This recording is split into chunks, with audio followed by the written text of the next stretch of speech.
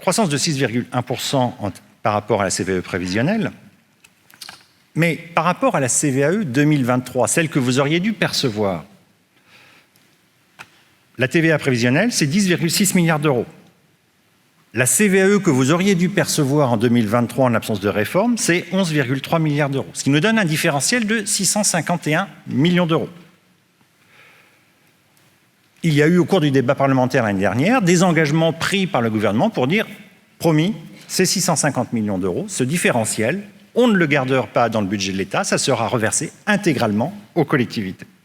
Et qu'est-ce qui était prévu à l'époque? Alors, en octobre 2022, où les engagements avaient été pris, on était sur une base de 670 millions d'euros. Bon, in fine, on sait que c'est 651, mais à hauteur de 500 millions, ça devait abonder, ça a abondé le fonds vert à destination des EPCI et des départements, et on avait 150 millions d'euros pour financer les investissements des SDIS. Le solde alimentant d'autres lignes budgétaires, mais c'est ici marginal.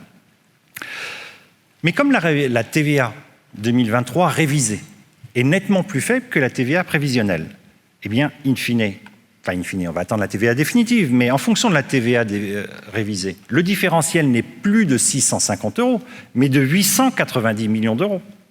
Donc reprenons notre schéma.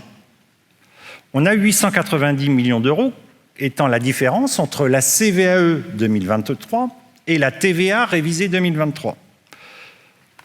Comment sont-ils répartis? On a toujours 500 millions qui sont venus abonder le fonds vert. On a toujours 150 millions qui sont venus participer au financement des investissements des SDIS. Mais la différence, cette fois, n'est plus marginale. Elle est de 240 millions d'euros. Où sont-ils passés?